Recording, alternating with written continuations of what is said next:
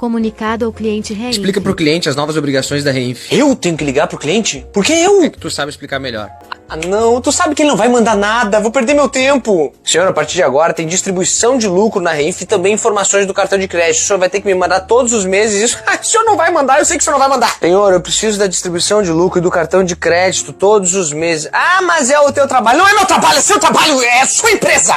Senhor, o senhor precisa me mandar os lucros que o senhor tirou da empresa, porque eu não vou ter a contabilidade fechada a tempo, aí eu preciso saber, mas o senhor tem que saber diferenciar o que é lucro, o que é prolabore, o que são as despesas que o senhor está tirando. O senhor não vai saber, o senhor não vai saber!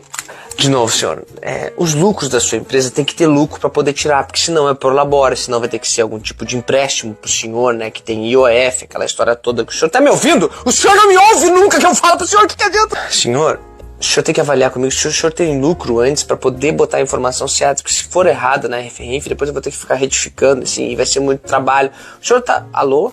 Ah, isso aqui nunca vai dar certo. Eu vou tentar os cartões de crédito. Bom dia, senhor! O senhor pode me dar acesso aos seus cartões de crédito? Porque pedir alguma coisa pro senhor é impossível. Ah, não vai dar. Ei, para tudo aí porque mudou. Mudou completamente, a Receita mudou todas as regras agora, não precisa mais do cartão de crédito, agora vai ser trimestral os lucros. Oi, senhor!